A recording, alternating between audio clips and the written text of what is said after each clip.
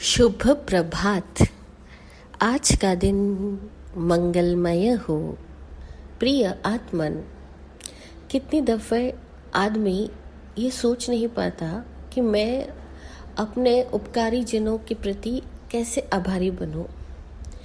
जैसे कि किसी ने मुझे ज़रूरत के समय में मदद की हो, या किसी ने मुझे बहुत प्रेरणा दी हो और निराशा के गर्त में गिरने से बचाया हो, या किसी ने मुझे बहुत ज्ञान दिया हो और मुझे जीने की कला सिखाई हो।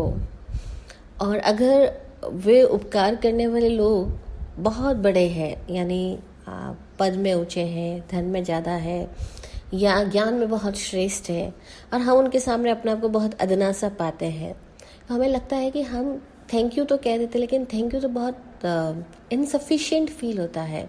हम कैसे उनके उपकारों के प्रति अपना आभार भाव व्यक्त करें, कैसे हम मतलब अपनी खुशी को कैसे फील करें, कैसे जाहिर करें, और कैसे उन व्यक्तियों के प्रति हम ऋणी हो सके।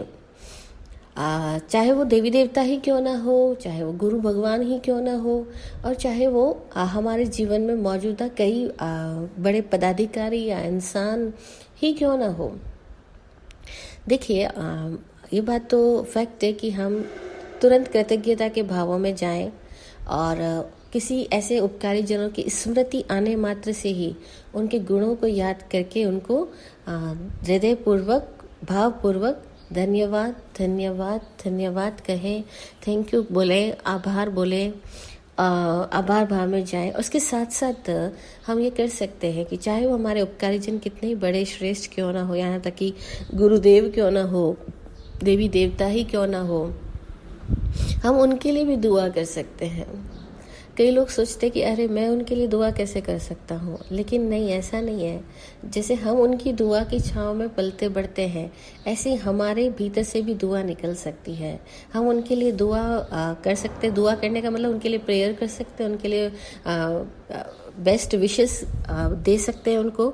जैसे कि हम कह सकते हैं देवी देवताओं को प्रति भी प्रणाम करते हुए कि हे दिव्य शक्तियों, आप परिपुष्ट रहो, आप संतुष्ट रहो, आप सुख समृद्धि से भरपूर रहो, आपका यश मान फैले, आपकी कृपा से जगत में सबका कल्याण हो, कल्याण हो, कल्याण हो।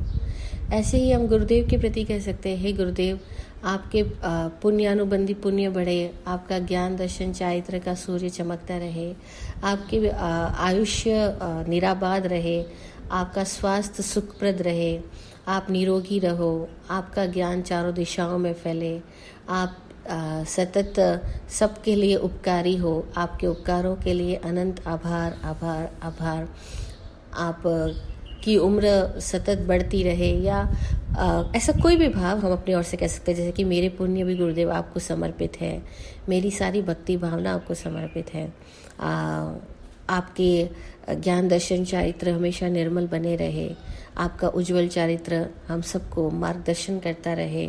इस तरह से हम गुरुदेव के प्रति भी अपनी शुभ भावनाएं समर्पित करते चले जाएं। ऐसा पॉसिबल है।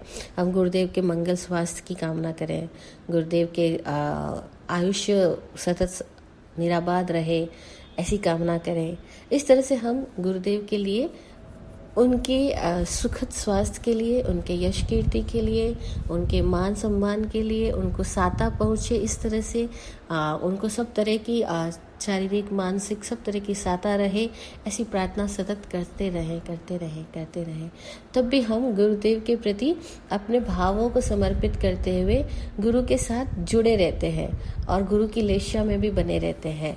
और ऐसे ही हम उपकारी जनों के प्रति जब अपने भाव व्यक्त करते हैं कि जिन्होंने भी उपकार किया है उनकी आत्मा का कल्याण हो, उनके भीतर और अधिक क्षमता विकसित होवे, वे और अधिक स्वस्थ रहें, सुखद वातावरण में रहें, उनकी सद्भावनाएं विकसित होती जाएं। ऐसे किसी उपकारी जन के प्रति, उपकारी जन कोई भी हो सकता है, आपका मित्र भी हो सकता है, आपका परिवार, रिश्तेदार, नातेदार, कोई भी हो सकता है, आप उनके प्रति भी इस तरह से सतत दुआएं करते जाएं। तो इस तरह से हमारी दुआएं, हमारी सद्भावनाएं और हमारे द्वारा की गई प्रार्थनाएं हमें परस्पर जोड़े रखती है और हमें परस्पर विकसित करती है। और हम इस दुनिया को बहुत आनंद पूर्वक जी पाते हैं।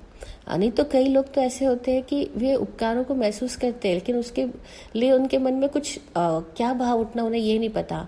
अथवा कितने लोग अगर अपने गुरुजनों के लिए ऐसी दुआ करते हैं कि वे स्वस्थ रहे या वे पुण्यमय रहे या उनको हर तरह की सुख साता मिले, तब भी उनको मन में लगता है कि क्या हम ऐसी दुआ करने लायक है भी या नहीं है। तो हम यह कहना चाहेंगे कि हम सब ऐसी दुआ करने लायक हैं।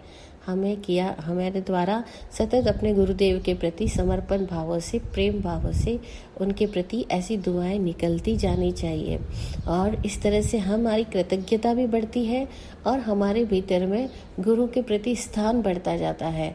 और जितने जितने हम गुरुमय होते जाते हैं, उतने उतने हम ज्ञानमय होते जाते हैं, हम पवित्र होते जाते हैं। हमारे भावों की निर्मलता ही हमारा कल्याण कराती है।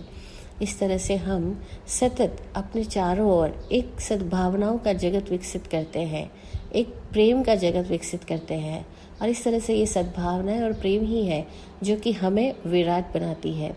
जय हो, जय हो, जय हो। जय विराट शांति गुरुवे नमः। सबका कल्याण हो। ओम शांति, ओम शांति।